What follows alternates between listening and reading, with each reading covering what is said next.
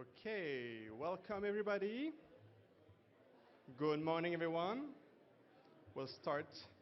We have a very busy schedule today and tomorrow, so I don't want to get late. Welcome, everyone. My name is Edouard Clément. I'm your host and master of ceremony for this very exciting event. I'm also the Energy Modeling Arm Executive Director. It's a truly joy to have you join us here in Ottawa today, and a warm welcome to those tuning online as well, for the second edition of this EMH Annual Forum. This year is especially exciting as we co-host with our colleagues from ARENA and their long-term energy scenario networks. You'll discover their works throughout the day and tomorrow, hopefully, as well. The Energy Modeling Hub is a national network of expert policymaker energy modelers.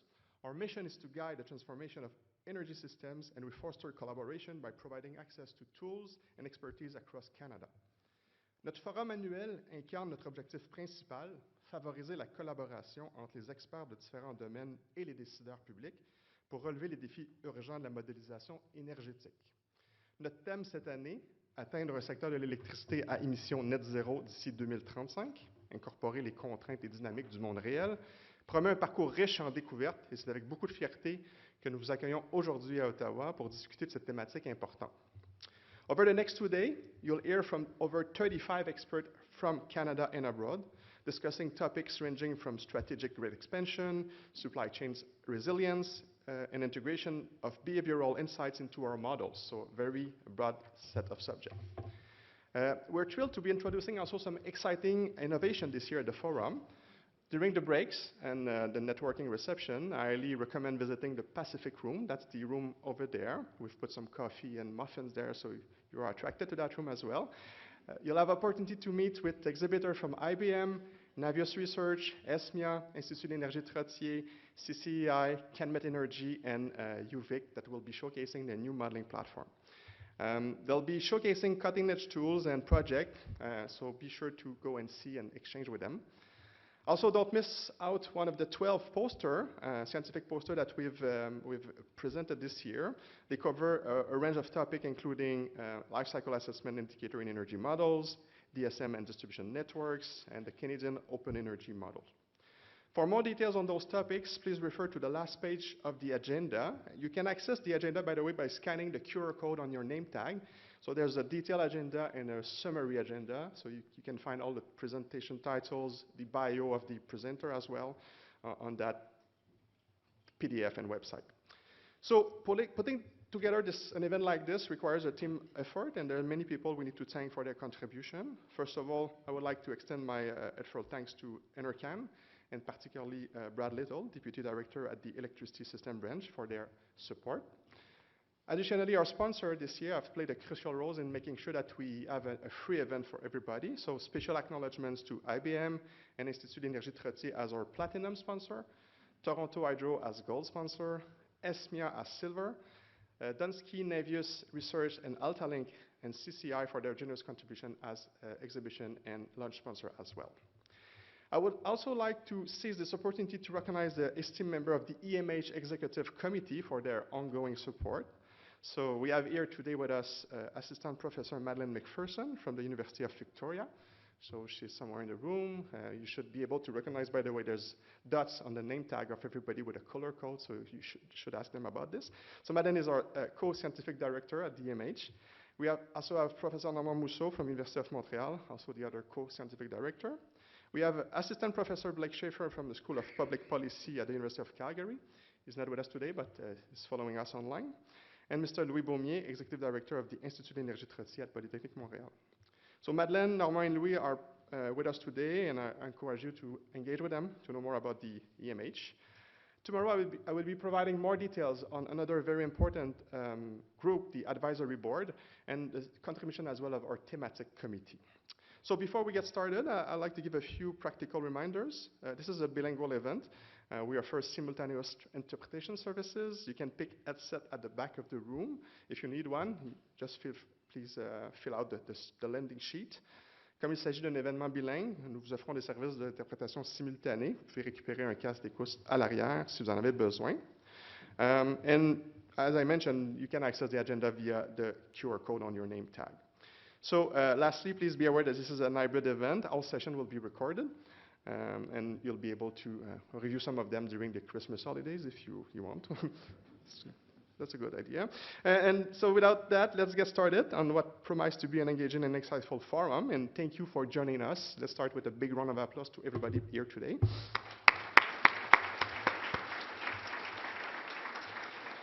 So at this moment, as we officially open the forum, it's my honor to invite to the stage Mr. André Bernier. André Bernier has been a key executive in the electricity system branch of Natural Resources Canada since October 2016 and took on the role of Director General of the branch in August 2021. His team is pivotal in developing and implementing policies and programs pertinent to the electricity sector. Before his current role, André was deeply involved in Canada aerospace sector as the Senior Director responsible for aerospace industry policy at the Department of Innovation, Science and Economic Development. His extensive experience also includes a tenure as the analyst for domestic climate change policies at the Privy Council Office and a role in the Deputy Minister Office at NRCan. André's academic background includes a Bachelor of Arts in Political Science and Economics from the University of Waterloo and a Master's degree in Public Affairs from Princeton University. Please join me in warmly welcome André Bernier to the stage.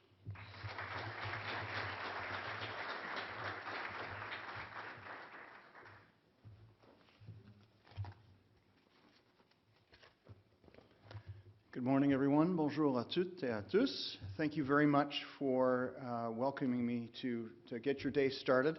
I experienced sudden stage fright as I came up here as I thought to myself, I know less about modeling than literally everybody in this room. And so I think what I'm going to do is not try to insinuate myself into this conversation as someone who has expertise here, but rather come at it from the perspective of a decision maker. I think before getting going, just wanted to acknowledge that we're convened today on the traditional unceded territory of the Anishinaabe Algonquin people. My family and I have made our homes here for the last 20 years or so, and we view as part of our responsibilities as people who live here to know the history of the land and its people. I have never, when I think about the decision-making work that's taking place right now, and I know this is it's intense at the federal level, but not just there, there's never been a more important time for the work of those of you in this room.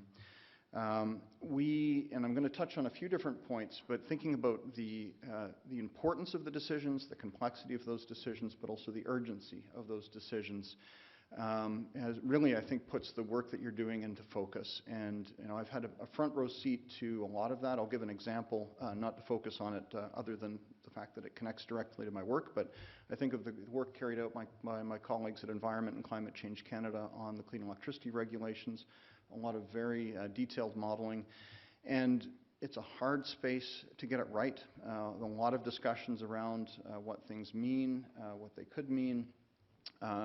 Because right now decision makers are grappling, I think, with the enormity of the journey towards net zero. It's a challenge, it's an opportunity, and as they look at different pathways, trying to figure out what are the impacts of their choices, what does it mean to go in this direction and not that, and they lean on your work and the work of colleagues like you to make their decisions. So evidence-based decision making has never been as important as it is today. I see that from the inside. The role of my team is to help advise on the electricity sector. In Canada, we work closely with colleagues across the federal government, but we draw on expertise external to the government as well to formulate that advice. And our elected representatives who bear the weight, I'd say, of making those decisions really count on the work that you do in order to make informed choices. It's something that I think is getting probably easier in the sense that I think your tools are becoming more sophisticated, but more complex in the sense that what you are trying to capture has never been so diverse. And I think of that, let's choose one dimension in particular, which is the social side of it. The electricity system of 20, 30 years ago, I don't want to say it was simple, but it was relatively simple in the sense that you had a few large actors. You could probably count them on your fingers and toes to get the most important ones. Electricity tended to be generated in large centralized facilities. Flows tended to be more one way. And patterns, not entirely predictable, but I'd say just given the nature of the system, somewhat more so perhaps than today. And now in a world where you have individual homeowners putting solar panels on their homes, energy storage, businesses getting into own generation behind the meter, you have the number of actors in this space are increasing geometrically. And it's not just that part of it. At the same time, you have technology evolving quickly. I know some of you have given thought to how to model innovation, a very difficult space. The pace of decision making in the sector increasing very rapidly. All of this coming together to make the work that you're trying to do, to capture something, understand what it's doing, and then peer into the future in some cases to try to say, what would it mean to change variables? It's a moving target. And I'd say it's also, I think, a really difficult environment to do this, where when you take a discussion that you're having at your tables and that you'll have today, and then you start filtering that up on its path toward decision makers, let alone once it gets into the public domain, where people will start to take things out of context, perhaps, where things get oversimplified. Some of the nuance of your work can get stripped away. So not only do you need to think about the quality of your work, but you need to think about how it's communicated at the same time. Not an easy task, but one that we appreciate tremendously. Looking at the electricity sector, it's not just a system on its own, it's a system connected to multiple other systems. If you want to understand what happens with electricity, you need to understand what's happening with natural gas. You need to understand what's happening with electric vehicles, and so on.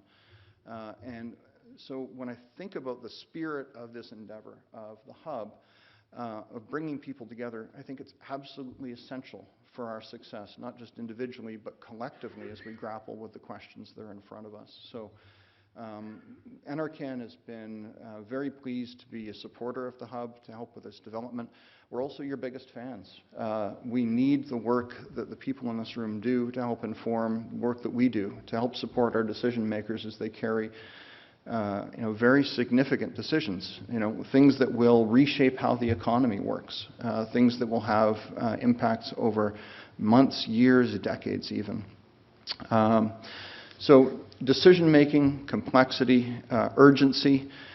If you're in electricity sector planning, you're probably in a near state of cardiac arrest right now. When you look at what it means to get things built for 2030, 2035, 2050, the lead time for some of the largest projects is measured in years into decades, over a decade, if you're looking at large hydro, nuclear. And so the hunger for decision-grade information informed by robust modeling is very strong. And of course, same on our side as we shape policies, programming, regulation. We know that there's a tension between taking enough time to get it right, which does require taking time. Some of this stuff can't be rushed, but also moving with a sense of urgency, because 2030 is not that far away. If you've ever met with Francis Bradley, head of Electricity Canada, he keeps a clock that counts down the days on the wall in his office as a reminder that with every passing day, we're closer to our commitments. And 2030, 2035, those are, I'd say they're human constructs. Those are dates we chose. This year, I think we've seen even more evidence, I think, than we feared of the impacts of a changing climate. And of course, although the focus here is on energy generally, a big motivator for that focus is the reduction of greenhouse gases. And we're seeing the impacts of that this year. So there's a real urgency to your work, and its significance, I think, is evident if you have been paying attention to the news. Beyond, of course, the work that we've done in support of the hub through the Smart Renewables and Electrification Pathways program, it's not the only way in which we look to both, I'd say, support but also benefit from the work of those who are experts in modeling. You will see very soon another call for proposals launched by our colleagues that I think, according to my notes, I think their information will be on the website soon. So I'm afraid it's sort of one of those operators not quite standing by heads up, but please do keep an eye on that. You'll hear more in the coming days about a call for proposals. Something just to reflect, although I've kind of focused my remarks on things from a domestic perspective, really grateful to have Irina and so many international participants here. Grateful to Irina for co-hosting the event. The questions that we as Canadians are grappling with, there are some unique aspects. We have regulatory constructs that are unique to our country, but many of the questions are not. Human behavior, technology, and of course Canada is, although I think very, very high on a per capita basis, a contributor to emissions. In terms of the global transition towards net zero, a relatively small piece of the puzzle. So learning from and supporting the work of others across the world is absolutely integral as well. So I wish you, a wonderful couple of days. I wish I could be here the whole time, notwithstanding my lack of qualification to, I think, follow you into, I think, some of the deeper rabbit holes where you might be going. But again, we really appreciate the work you're doing. We use the work we're doing. We're counting on the work that you're doing. Thank you very much. Merci beaucoup.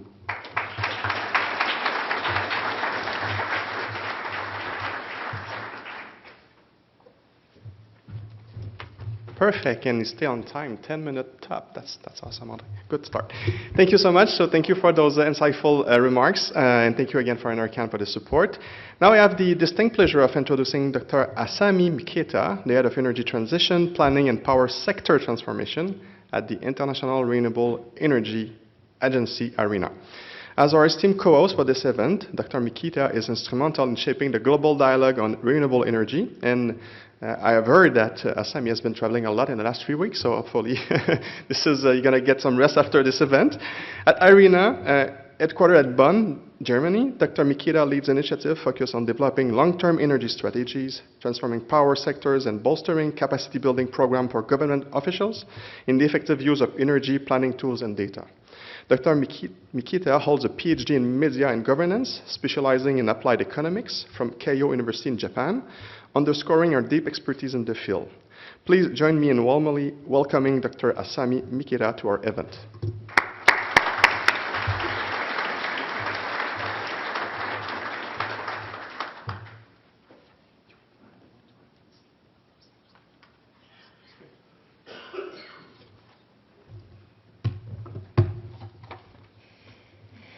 Hello, good morning, everyone.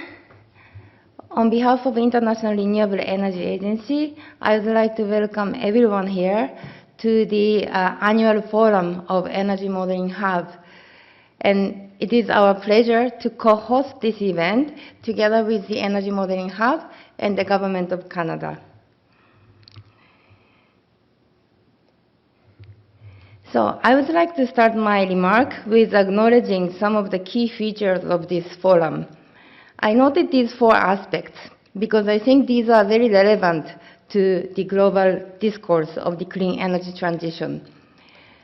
So this year's forum theme is the achieving a net zero electricity sector by 2035. So this theme sets a focus on the electricity sector, and it also sets the focus on a midterm milestone year, 2035, midterm milestone year to 2050.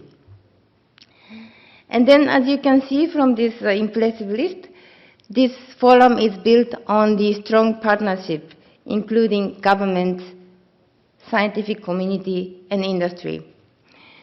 And lastly, I would like to acknowledge that this forum has been strongly supported by the Government of Canada. So both this focus and the setup are very timely and are relevant to the priorities of global energy transition. And I would like to briefly discuss these points. So first, I would like to talk about electricity sector. IRENA's analysis shows that electricity plays a key role in energy transition. It is because the very cheap available renewable power is becoming available, and for example, like solar and wind are now getting the cheapest source of electricity generation in most parts of the world. And IRENA had set the vision for 2050 in the World Energy Transition Outlook. In our transition outlook, so this light figure shows the the total final energy consumption in our scenario for 2050. And what I want to highlight here is that 51% of total final energy consumption is to be met by the direct electrification under this scenario, and 14% of total final energy consumption is met by hydrogen through indirect electrification. And this is the strategy that allows us to make most out of the cheap renewable electricity. And in order to make this strategy in reality, we need to significantly ramp up the renewable energy installation, so 10 times more compared to 2020 by 2050.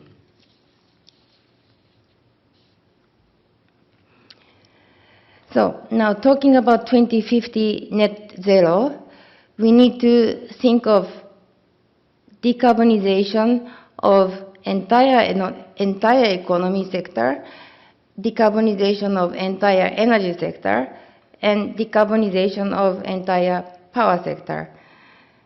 And among these three sectors, the electricity sector decarbonization needs to go fastest, because other two sectors are still struggling to find the cost-effective solutions. And IRENA has been advocating the urgency of scaling up renewable power. And we have been advocating the tripling renewable power pledge for 2030. So this pledge was first mentioned in the G7 communique earlier this year. And subsequently, we have prepared this report called Tripling Renewable Power and Doubling Energy Efficiency by 2030, together with the COP28 presidency, UAE, as an input to the COP process. And as was mentioned already, I was actually traveling quite a lot these days, and last week I was at the COP in Dubai, and we were very pleased to see that this pledge was getting such a significant global attention. As of now, we have seen that 118 countries have signed up this pledge, including Canada. So having this kind of concrete target is very important, because it can really drive the change and actions. And that is why we believe the focus on the midterm goal in this forum is so relevant.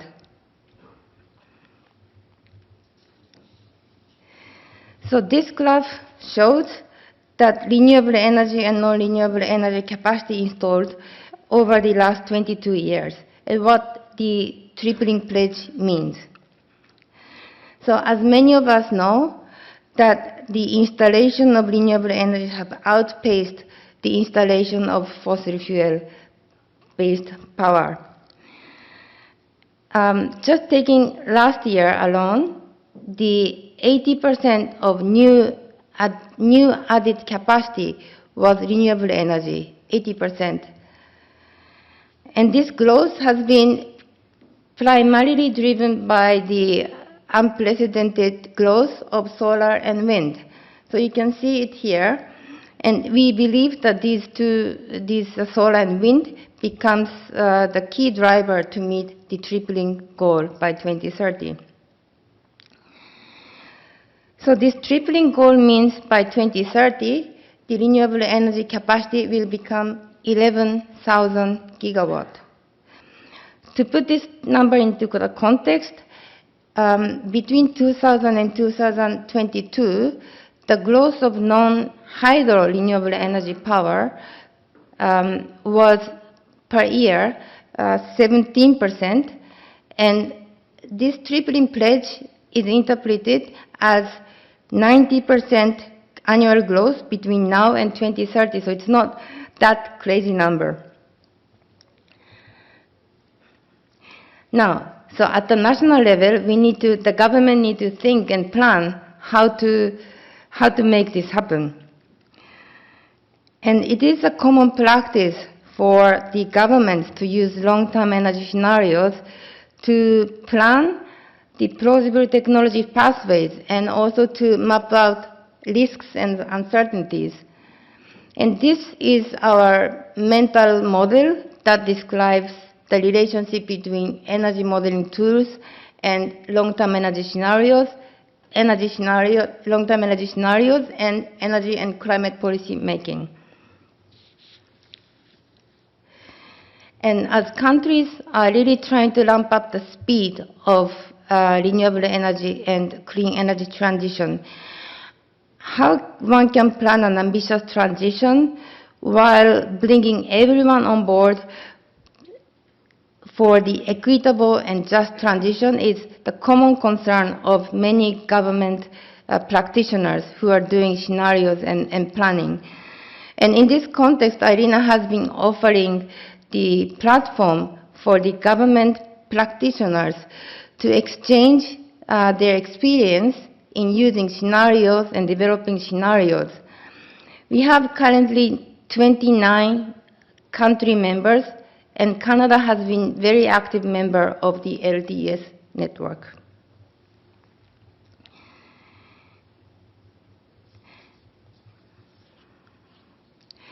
So in this network, we highlight the importance of LTES governance and focusing on three interlinked areas.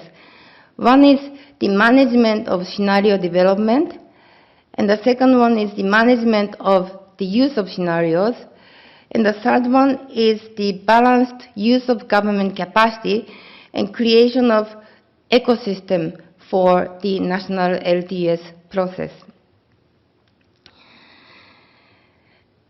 And the network has been running about 5 years so far, and we have gathered lots of interesting insights exchanged among the country members.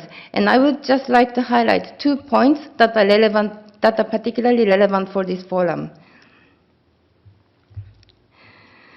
The first point is the LTES governance. So we have identified different degrees of insourcing and outsourcing LTES capacity that has been exercised by the governments in executing the LTES process. So it ranges from 100% insourcing the LTES process, including the governments doing all the modeling work, to the 100% outsourcing. So outsourcing all the work related to LTES to external partners, consultancies. So there's like full range. And there's a little bit of nuance in this map, but this is just a conceptual map that shows the range of different governance structure. And in this map, Canada is standing out in co-creating the national LTES process involving the scientific community. And in the LTES members, there are a few other countries that engage scientific community, but this forum really testifies the Canada's leadership in engaging this scientific community.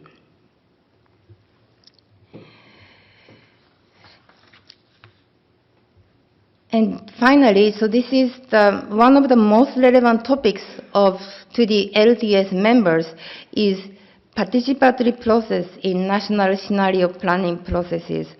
And it is because the clean energy transition impacts all corners of society, and it is very important to reflect the different views of different stakeholders and insights to reflect in the planning, because it's very critical for drawing, it's very critical to get their views in drawing national long-term pathways, and also like mapping the risks and uncertainties.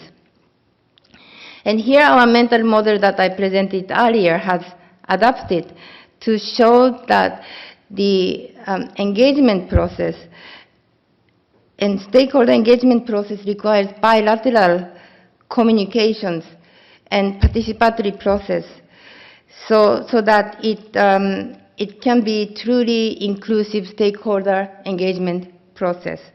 And again, in this context, the fact that this forum is built on the strong partnership between scientific community government and industry is something that we can present to the international community as a best practice.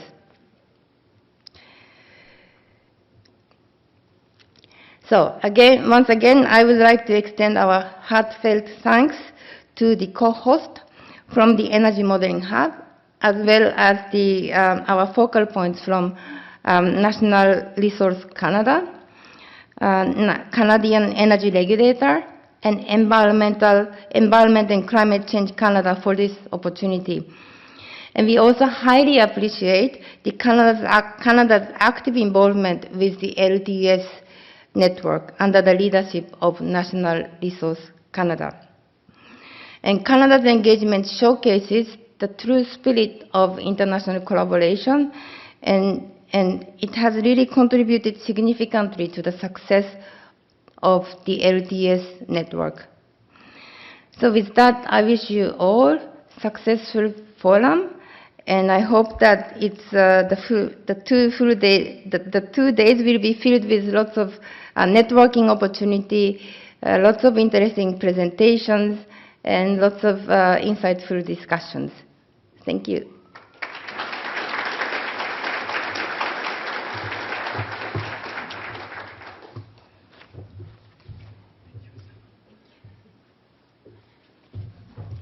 Wonderful. Thank you for this introduction to the ARENA and Long-Term Energy Scenario Network.